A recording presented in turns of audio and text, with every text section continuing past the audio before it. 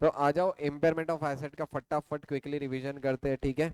Impairment of asset किसके ऊपर नहीं लगता? इन्वेंट्रीज पे नहीं लगेगा, कंस्ट्रक्शन कॉन्ट्रैक्ट, फाइनेंशियल एसेट और डिफर्ड टैक्स एसेट पे लगेगा क्या? नहीं। अच्छा, इम्पेयरमेंट ऑफ एसेट मतलब क्या? एक तरीके से एसेट की वैल्यू में कहीं भी डिक्लाइन हुआ, लॉस हुआ, तो मैं लॉस बुक करने को ही अपन क्या बोलते हैं? Impairment loss. अच्छा, इम्पेयरमेंट प्रॉफिट रहेगा क्या कभी भी? नहीं, हर बार हमेशा क्या करते हैं? इम्पेयरमेंट लॉस रिकॉग्नाइज करते हैं। अब इम्पेयरमेंट चेक करने के लिए दो टाइप के इंडिकेटर थे, एक तो इंटरनल, दूसरा एक्सटर्नल।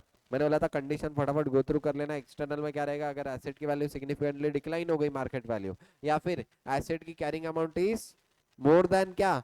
मार्केट कैप, तो ये दोनों कंडीशन में क्या चेक करना चाहिए मेरे को? इम्पेयरमेंट चेक करना चाहिए। उसके बाद दूसरा क्या था? अनफेवरेबल मार्केट कंडीशन है अगर मेरे एसेट के लिए, तो क्या इम्पेयरमेंट चेक करना चाहिए क्या? यस। और दूसरा क्या? Significantly decline in interest rates, तो क्या मेरे को इम्पेयरमेंट चेक करना चाहिए क्या? यस।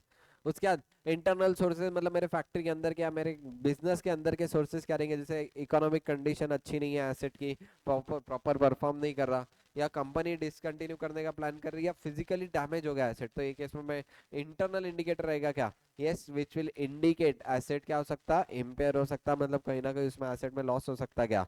यस। अच्छा, एक बात बताओ, अगर कहीं पे भी इंडिकेशन आया इम्पेयरमेंट का और लेकिन इम्पेयरमेंट नहीं हुआ, स्टिल मैंने कुछ चीजें रिव्यू करनी चाहिए क्या? यूजफुल लाइफ, डेप्रिसिएशन मेथड और residual value must be reviewed as per AS 10। यानी एसेट इम्पेयर हो या ना हो, इंडिकेटर बजा तो मैं ये सब चीजें चेक करूंगा क्या? यस, वेदर और नॉट एसेट इज इम्पेयर्ड और नॉट, लेकिन अगर इंडिकेशन है तो उसकी क्या रिव्यू करना? यूजफुल लाइफ, डेप्रिसिएशन और रेसिडुअल वैल्यू भी क्या करना? रिव्यू करना। अच्छा, इम्पेयरमेंट लॉस कैसे निकालते हैं? Carrying amount minus recoverable amount. कैसे निकालेंगे? Carrying amount minus recoverable amount. Recoverable amount क्या है? हायर है, लोअर है क्या यहाँ पे? नहीं, क्या है? Higher. Higher of value in use या नेट सेलिंग प्राइस। इसका लॉजिक भी ऐसे बताया था कि अगर मेरे को सपोज एसेट से फ्यूचर में पैसे ज्यादा आने वाले, तो मैं उसको बेचूंगा या रखूंगा? रखूंगा। लेकिन अगर मेरे को बेच के पैसे ज्यादा आ रहे तो बेच दूंगा, यानी दोनों में से हमेशा क्या लूंगा मैं? हायर। रिकवरेबल अमाउंट क्या रहेगा? Higher of value in use और net selling price whichever is higher. अच्छा, कैरिंग अमाउंट कैसे निकालेंगे? Carrying amount directly book value ले लो, उसमें से डेप्रिसिएशन, अमोर्टाइजेशन, रिवैल्यूएशन हटा दो। बरोबर है क्या? यस। वैल्यू इन यूज कैसे निकालूंगा? जो भी फ्यूचर में कैश फ्लो होने वाले उसकी क्या करना? प्रेजेंट वैल्यू करना। क्या करना? Present value. कहाँ पे सीखे थे? कौन से इसमें सीखे प्रेजेंट वैल्यू करना? AS 19 में सीखे थे प्रेजेंट वैल्यू करना। बोलो बरोबर है क्या? यस। तो देखिए क्या है, present value of net cash inflow plus क्या करूंगा और किसके प्रेजेंट वैल्यू करूंगा? वेरी वेरी इंपॉर्टेंट, क्या रेसिडुअल वैल्यू की भी प्रेजेंट वैल्यू होगी क्या? यस, रेसिडुअल वैल्यू की भी प्रेजेंट वैल्यू होगी। Such net cash flow should be reasonable and supportable. Should be reasonable and supportable मतलब क्या? बोलो। कहीं ना कहीं रीजनेबल एंड सपोर्टेबल होना चाहिए, मतलब वो अजम्पशन बेसिस पे लूँ, ऐसी अड़म दड़म लूँ, या कुछ ऐसा प्रॉपर फोरकास्ट मैनेजमेंट ने करना चाहिए। मैनेजमेंट ने प्रॉपर फोरकास्ट करके वो आंकड़े निकालना, ठीक है। चलो, उसके बाद इधर ध्यान देना। नेट इनफ्लो कैसे निकालूंगा? यहाँ पे कोई किसकी बात की है? नेट इनफ्लो की बात की है। नेट इनफ्लो मतलब क्या? Gross minus expenses. बोलो बरोबर है क्या? ग्रॉस माइनस आउटफ्लो करूंगा तो मेरे पास क्या निकलेगा? Net inflow. अच्छा, यहाँ पे MCQ में आ सकता है, ध्यान देना। यहाँ पे मैं परसेंटेज डिस्काउंटिंग रेट कौन सा लूंगा? Pre tax CAPM। वहां पे कौन सा लेते थे लीजेस में? IRR लेते थे। यहाँ पे क्या है? प्री टैक्स CAPM का परसेंटेज लूंगा। बोलो जम रहा क्या पक्का? यस।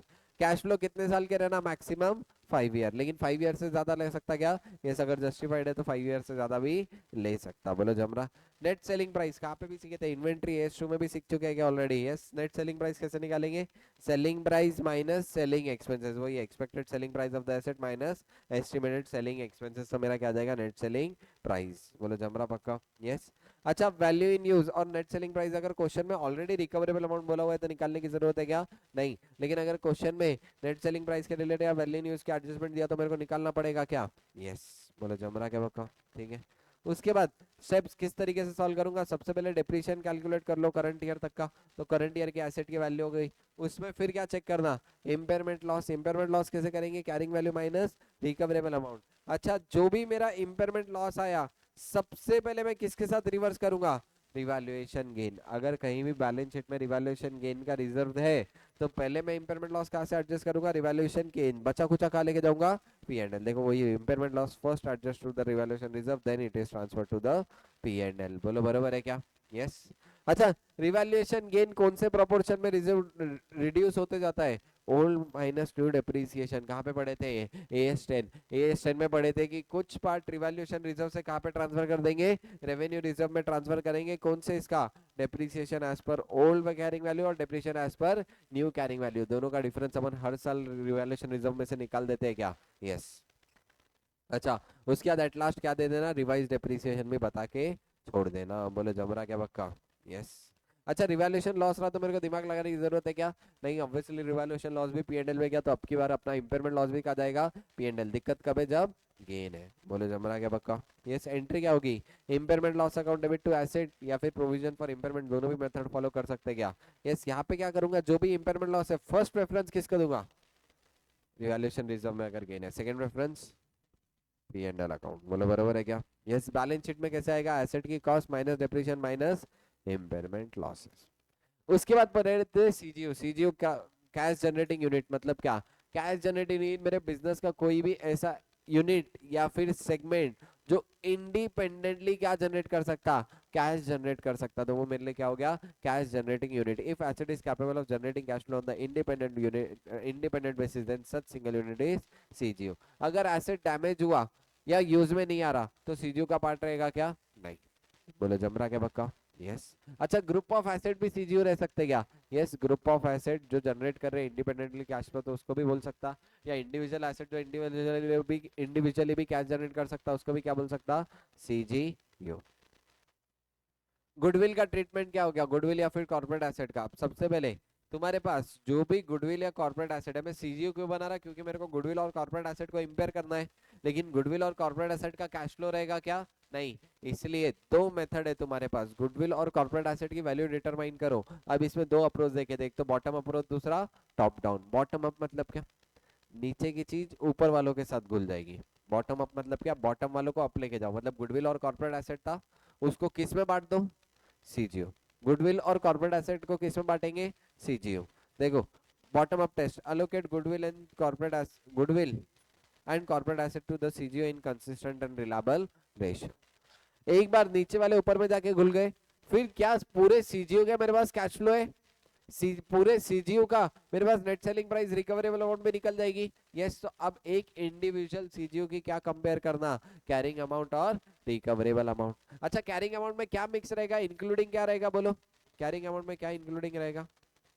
गुडविल भी रहेगा क्या? यस। गुडविल और कॉर्पोरेट एसेट भी ऐड हो जाएंगे। बोलो बराबर है क्या? यस। उसके बाद इंपेयरमेंट लॉस CGU का चेक करो। जो भी इंपेयरमेंट लॉस आया वो सबसे पहली प्रायोरिटी में किसको लेके जाना? गुडविल। दूसरी प्रायोरिटी क्या थी? Corporate asset. तीसरी priority CGU in the ratio of carrying amount. बोलो जमरा पक्का? यस, 100%। हर बार पहले क्या परफॉर्म करना है तुमको? Bottom up test. उसके बाद क्या परफॉर्म करना है? Top down test. लेकिन अगर गुडविल और कॉर्पोरेट एसेट अलोकेट नहीं हो रहे तो बॉटम अप टेस्ट कर सकता क्या मैं? नहीं, क्योंकि बॉटम अप टेस्ट की कंडीशन क्या है? गुडविल और कॉर्पोरेट एसेट अलोकेट होना। अगर गुडविल और कॉर्पोरेट एसेट अलोकेट ही नहीं हो रहे तो मेरे को क्या करना पड़ेगा? Top down. अब टॉप डाउन अप्रोच में मैं क्या करूंगा? ऊपर वालों को नीचे लेके आऊंगा। ऊपर वाले कौन थे? Cash generating unit. क्या करो इसमें? कैश जनरेटिंग यूनिट की टोटल कैरिंग वैल्यू किस में जोड़ देना? गुडविल और कॉर्पोरेट एसेट के साथ। बोले जमरा क्या पक्का? Yes. Combine all CGU carrying amount after applying bottom up approach. Bottom approach लगाने के बाद सारे CGU की वैल्यू कंबाइन कर दो। उसमें क्या ऐड करेंगे? गुडविल और कॉर्पोरेट एसेट। अब मेरे पास total carrying value of company as a whole आ गई। यस। अब किससे कंपेयर करना? टोटल क्या? Recoverable amount of a company as a whole, मतलब टोटल कंपनी की नेट सेलिंग प्राइस और टोटल कंपनी के कैश फ्लो दोनों का आईआर बोल के रिकवरेबल अमाउंट निकालो कंपनी एज अ होल का। और कंपनी एज अ होल का किसके साथ कंपेयर करेंगे? कैरिंग वैल्यू के साथ। और क्या निकल जाएगा मेरा? Impairment loss in totality. अब जो भी टोटालिटी पे आया हमेशा की तरह पहले गुडविल फिर कॉर्पोरेट एसेट। लेकिन अगर सपोज गुडविल अलोकेट हो रहा है रीजनेबल बेसिस पे तो पहले कौन से टेस्ट लगाऊंगा? Bottom up. लेकिन क्या बॉटम अप क्या टॉप डाउन भी लगेगी क्या? यस। वो केस में भी पहले बॉटम अप लगाओ फिर टॉप डाउन। बोलो जमरा क्या पक्का? यस। अगर बॉटम अप नहीं लग रही तो directly top down. Bottom up में क्या हो रहा? गुडविल किस में जाके घुल गया? Individual CGU। मतलब गुडविल को मैंने अलोकेट किया, गुडविल और कॉर्पोरेट एसेट को रीजनेबल एंड कंसिस्टेंट रेशियो में। लेकिन टॉप डाउन में क्या किया? गुडविल अलोकेट नहीं हो रहा था तो ऊपर वालों को नीचे ला लिया, उनकी कैरिंग वैल्यू गुडविल में ऐड कर दिया। बोलो जमरा क्या पक्का? यस। इसका एक एग्जांपल भी तुमको बताया था, याद आ रहा क्या? बोलो रे। ये सेगमेंट 1 2 3 4 का पूरा एग्जांपल लेके बताया था दोनों भी केसेस से सर तरीके से। बोलो याद आ रहा क्या? यस, पूरा एग्जांपल लेके बताया था, ठीक है। चलो नेक्स्ट क्या है, रिवर्सल ऑफ इम्पेयरमेंट लॉस। क्या इम्पेयरमेंट लॉस रिवर्स होगा क्या? यस, अगर कुछ भी एक्सटर्नल या इंटरनल इंडिकेटर है, ये इंडिकेटर जब भी दिखेंगे क्या मेरे को इम्पेयरमेंट लॉस रिवर्स करना पड़ सकता है क्या? यस। इम्पेयरमेंट लॉस रिवर्स कैसे करूंगा? लोअर ऑफ रिकवरेबल अमाउंट और carrying value, recovery amount minus carrying value. या फिर और कौन सा इम्पेयरमेंट लॉस रिकॉर्डेड अर्लियर लाया है, माइनस सेविंग इन डेप्रिसिएशन। क्यों ऐसा कॉन्सेप्ट है यहाँ पे लोअर इसलिए बोला क्योंकि मैक्सिमम पहले जितनी कैरिंग वैल्यू थी उतनी ही रख सकता, उससे ज्यादा बढ़ाऊंगा क्या? नहीं, उससे ज्यादा बढ़ाऊंगा तो एक तरीके से रिवैल्यूएशन गेन है, इसलिए यहाँ पे इन्होंने क्या कर दिया, लोअर कर दिया। किसका? Recoverable amount minus carrying value या फिर impairment loss minus saving in depreciation. बोलो जम रहा क्या? अब यहाँ पे एक कंडीशन थी, इम्पेयरमेंट लॉस ऑन गुडविल कभी भी रिवर्स होगा क्या? नहीं, लेकिन अगर कुछ कंडीशन सेटिस्फाई तो गुडविल का भी इम्पेयरमेंट लॉस रिवर्स कर सकते क्या? यस। वो कंडीशन याद रखने की जरूरत नहीं, खाली इतना याद रखना, गुडविल का इम्पेयरमेंट लॉस कभी भी रिवर्स नहीं होता, लेकिन कुछ कंडीशन सेटिस्फाई तो गुडविल का इम्पेयरमेंट लॉस रिवर्सल होगा। अच्छा, बाकी एसेट पर इम्पेयरमेंट लॉस रिवर्स करूंगा क्या? Yes, lower of the following. क्या? रिकवरी माइनस कैरिंग अमाउंट, और दूसरा क्या था? Impairment loss minus saving in depreciation. उसका डिस्क्लोजर है, इम्पेयरमेंट लॉस बता दो, पीएनएल में कितना गया, रिवैल्यूएशन रिजर्व में कितना गया, ड्यूरिंग ईयर टोटल कितना था, कौन से सेगमेंट अफेक्ट हुए, सीजीओ कौन से, ये सब बता देना। ये सब क्या है मेरे लिए? बोलो रे, डिस्क्लोजर्स। आ जाओ क्वेश्चन बैंक पर डायरेक्टली। सबसे पहले क्वेश्चन नंबर 4 ही है ये। कौन सा है? सीजीओ का क्वेश्चन है, इसमें ए बी सी तीन सीजीओ थे, ठीक है। अच्छा, यहाँ पे टोटालिटी गुडविल की वैल्यू कितनी थी? 120। ये सब कैरिंग अमाउंट ऑलरेडी दिया हुआ है क्या? यस। अब जहाँ पे गुडविल और कॉर्पोरेट एसेट अलोकेट हो सकते हैं रीजनेबल और कंसिस्टेंट बेसिस पे, वहां पे गुडविल क्या कर दूंगा? अलोकेट कर दूंगा। अब यहाँ पे इन्होंने कौन से बेसिस पे अलोकेट किया था? फेयर वैल्यू के बेसिस पे। कौन से बेसिस पे? Fair value. एग्जाम में जो दिया हुआ रहेगा, अगर फेयर वैल्यू के बेसिस पे अलोकेट करना रहा तो फेयर वैल्यू, अगर कैरिंग वैल्यू के बेसिस पे अलोकेट करना रहा तो कैरिंग वैल्यू। गुडविल किस में अलोकेट कर देना? 120 ए बी सी में अलोकेट हो जाएंगे, तो ए बी सी में अलोकेट कर दूंगा 1200 800 400 के हिसाब से, तो 120 का कितना चले जाएगा? 60। यानी इसकी वैल्यू कितनी हो गई सेगमेंट ए की? 1360। अच्छा, सेगमेंट ए की क्या रिकवरेबल अमाउंट भी दिया हुआ है क्या? ध्यान देना, सेगमेंट ए की रिकवरेबल अमाउंट दिया हुआ है, कितनी है? 1350। यानी कितने का इंपेयरमेंट लॉस हो गया? 10 का। अच्छा, ये 10 का इंपेयरमेंट लॉस किसके साथ जाएगा? गुडविल से माइनस होगा। कहां से माइनस होगा? गुडविल। लेकिन अगर सपोज, ध्यान देना, अगर गुडविल और कॉर्पोरेट एसेट सिनेरियो बी भी दिया जहां पे अलोकेट नहीं हो सकते, वहां पे बॉटम अप टेस्ट लगा सकता क्या? नहीं, डायरेक्टली कौन सी लगाऊंगा? Top down approach. Top down approach में टोटल कैरिंग वैल्यू ले लो। सबकी कैरिंग वैल्यू कितना है? 3420 ऑलरेडी गिवन था क्या? यस। अब यहाँ पे इन्होंने टोटल रिकवरेबल अमाउंट कितना लिया है? 3400। यानी इम्पेयरमेंट लॉस कितने का आ गया? 20 का। यहाँ पे भी 20 का इम्पेयरमेंट लॉस किसके साथ जाएगा? गुडविल के साथ। किसके साथ? गुडविल के साथ। बोलो बराबर है क्या? यस। चलो, डिस्काउंटिंग रेट दिया हुआ था 15% और तुमको प्रेजेंट वैल्यू करना था। इंपॉर्टेंट चीज थी, ये सब की तो प्रेजेंट वैल्यू होगी, इसके साथ साथ रेसिडुअल वैल्यू की भी प्रेजेंट वैल्यू होगी क्या? बोलो रे, यस। कौन से रेट से करेंगे? 15%। यानी कैसे? 1/1.15 इक्वल टू बटन, एक टाइम इक्वल टू, दो टाइम, तीन टाइम, चार टाइम, पांच टाइम। कितने बार आएगा? दो बार। एक तो कैश फ्लो के लिए और रेसिडुअल वैल्यू के लिए। तो कितनी आ गई थी देखो, 15% डिस्काउंटिंग रेट से 19025। बोले जमा यहाँ तक? यस। अब यहाँ पे नेट सेलिंग प्राइस कितना दिया है? 20,000। रिकवरी ये कितना आया? Value in use 19025। अपन क्या लेते हैं? विचेवर इज हायर, मतलब क्या लेंगे? 20,000। बोले जम रहा क्या पक्का? यस। अच्छा, ओरिजिनल कॉस्ट कितनी थी एसेट की? ध्यान देना, ओरिजिनल कॉस्ट एसेट की कितने पे लिया था मैंने एसेट? आ दिया हुआ है 40,000 में मैंने एसेट खरीदा। अब यहाँ पे एक गुगली पॉइंट ये था, यहाँ पे X2 दिया, मैंने एसेट कब खरीदा था? देख, ध्यान देना, मैंने एसेट एक्सेस में खरीदा। यहाँ पे ये लाइन नोट बहुत इंपॉर्टेंट था। क्या है? Excess is immediately preceding year before X0। यानी यहाँ पे कितने साल है? XX2 XX, X02 X0, X1 to X1। यानी 3 साल हुए, मतलब डिप्रीशियन कितने साल का आएगा? 3 साल का आएगा क्या? यस, 3 साल का डिप्रीशियन। देखो 40,000 माइनस 1,000 इंटू 3/8 कितना आया था? 14,625। अब 40 में से 14,625 मतलब कैरिंग वैल्यू कितनी है? 25,375। रिकवरेबल अमाउंट कितनी आई थी? 20। यानी इंपेयरमेंट लॉस कितने का हो गया? 5375। अब नेक्स्ट ईयर का डिप्रीशियन भी बता सकता क्या? 20,000 वैल्यू हो गई, 1,000 माइनस करो, कितने साल बचे? 3 हो गए, तो बचे कितने? 5। नेक्स्ट ईयर का डिप्रीशियन कितना है? 3,800। ये वाला क्वेश्चन ध्यान देना। Very very important. 7 करोड़ की मशीन थी, कितने साल की यूजफुल लाइफ थी? 7 साल। X0 से X4 कितने साल हो गए? X1 X2 X3 X4, 4 साल हो गए क्या ऑलरेडी? यस। अब भी कैरिंग वैल्यू कितने पे रीअसेस कर रहा? 5.1। अब देखना यहाँ पे, देखो वैल्यू ऑफ मशीन थी 7 करोड़, 4 साल हो गए, मतलब 4 करोड़ का डिप्रिसिएशन हो गया, मतलब कितनी कैरिंग वैल्यू हो गई? 3। रीअसेस कितने पे कर रहा? 5.1, यानी रिवैल्यूएशन गेन कितना होगा? 2.1 का। बोलो जमरा पक्का? यस। अब 10 surplus carrying out to the revaluation reserve, अब वापिस से 2 साल बाद X4 क्या था? X5 और X6 में क्या हो रहा? रिकवरेबल अमाउंट कितनी निकली? 79 लाख। कैलकुलेट क्या करना है? Impairment loss. अब इम्पेयरमेंट लॉस कैलकुलेट करना वेरी वेरी इजी है, देखो क्या है, ध्यान देना। रिवैल्यूड अमाउंट कितनी थी? 5.1। कितने यूजफुल लाइफ बाकी थे? 3। 3 में से कितने हो गए? 2, मतलब डेप्रिसिएशन हो गया 3.4। कैरिंग वैल्यू कितनी आ गई? 1.7। रिकवरेबल अमाउंट क्वेश्चन में दिया हुआ है कितना? 0.79। तो कितना आएगा इम्पेयरमेंट लॉस? 0.9। यहाँ तक क्वेश्चन आसान था क्या? यस, लेकिन इसके आगे डिफिकल्ट है, रिवैल्यूएशन रिजर्व से कितना ट्रांसफर होगा। अब रिवैल्यूएशन रिजर्व यहाँ पे कितने पे? 2.1 करोड़। लेकिन क्या 2.1 करोड़ में कुछ ना कुछ हर साल रिवर्सल होगा क्या? यस। क्या ऐसा कौन सी अमाउंट रिवर्सल होगी 2 साल में? Difference in depreciation, difference in depreciation as per old, depression depreciation as per new. मैंने यहाँ पे तुमको वर्किंग नोट बता के समझाया था। देखो रिवैल्यूएशन गेन कितना था? 2.1। हर साल कुछ कुछ अमाउंट रिवर्स होगी। यस। पहले साल X4 X5 में कितना रिवर्स हुआ? देखो ओल्ड डेप्रिसिएशन कितना था? 1। न्यू डेप्रिसिएशन कितना है? 1.7, यानी कितना रिवर्स होगा? 0.7। 1.4 बचा। सेकेंड ईयर में वापस से कितना रिवर्स होगा? 1.7 किसके हिसाब से? न्यू के हिसाब से। ओल्ड डेप्रिसिएशन 1 का है, यानी वापस से कितना रिवर्स होगा? 0.7। तो बैलेंस ऑन रिवैल्यूएशन रिजर्व कितना आ गया? 0.7 CR। बोलो बरोबर है क्या? यस। अब यही 0.7 CR, इधर ध्यान देना, यही 0.7 CR क्या हो जाएगा? रिवर्स। बोलो जमरा क्या पक्का? यस। तो यही 0.7 CR कहाँ लेके जाऊंगा? इम्पेयरमेंट लॉस 0.91 में से 0.7 CR रिवैल्यूएशन रिजर्व, तो बचा कुचा कहाँ जाएगा? P&L। 0.21 कहाँ जाएगा? P&L में। बोलो जमरा पक्का? देखो इन्होंने भी वही लिया, खाली इन्होंने कॉम्प्लिकेटेड भी। अपना आंसर आसान है क्या? यस, अपने तरीके से करना, आंसर आसान है। ठीक है। Question number 9 very easy. Question number 10 पे आ जाओ।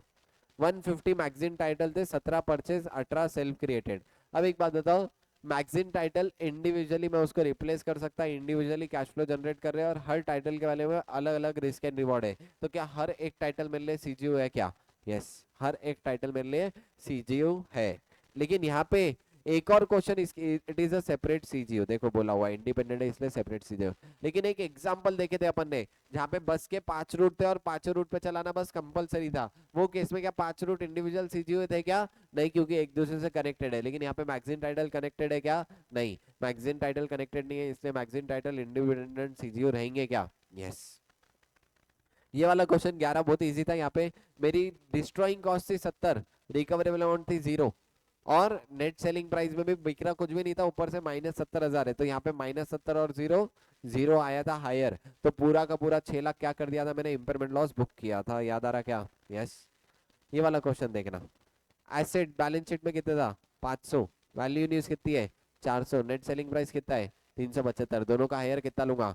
400। इम्पेयरमेंट लॉस कितने का हो गया? 100 का। एंट्री पास ऑन करना था 100 की, क्या एंट्री होगी? Impairment loss account debit to provision for impairment loss. बोलो बराबर है क्या?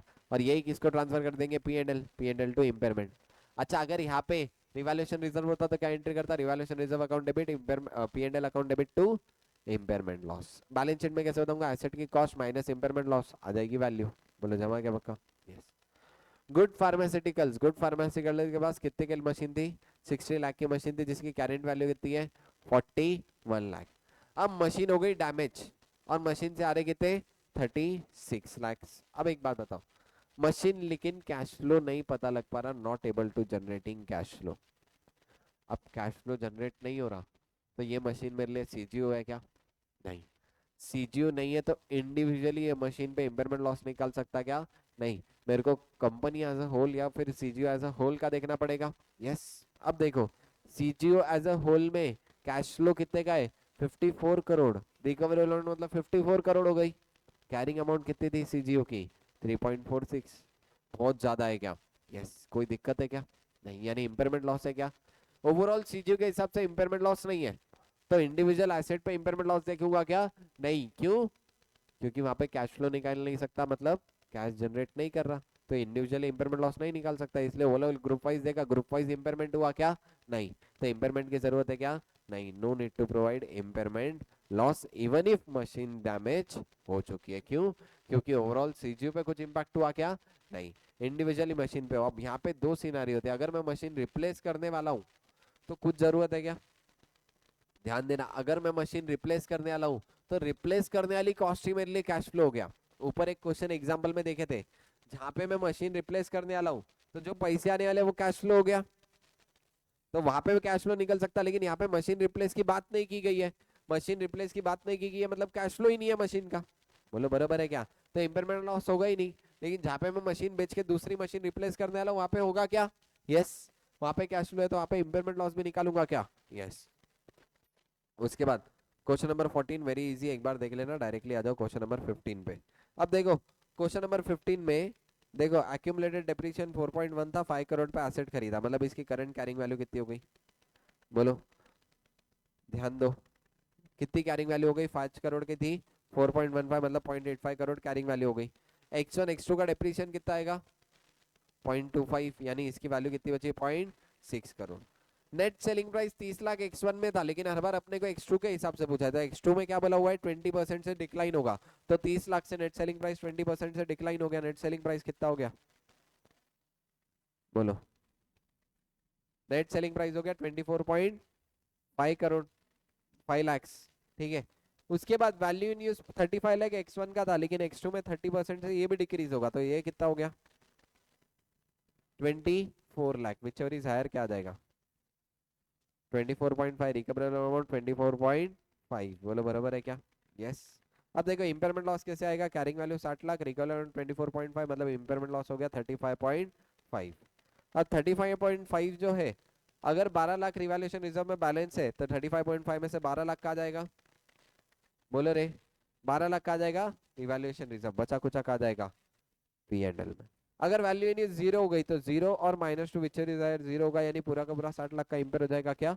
यस, ये अलग से सिनेरियो दिया हुआ था। बोलो जमा क्या पक्का? यस। यहाँ पे अपना किसका रिवीजन हो गया? AS28 इम्पेयरमेंट लॉस यहाँ पे एंड हुआ। अगर तुम रिवीजन देखते देखते ये वाले रिवीजन वीडियो तक आ गए हैं, मतलब कंसिडर करना तुमने 80% एएस कवर कर लिए। ठीक है, रेसिडुअल 20% एएस बचे हैं, रेसिडुअल 20% एएस भी क्विक वे में खत्म कर सकते हैं। यहाँ पे आके थकना मत, पूरे ही रिवीजन वीडियोस देख लेना।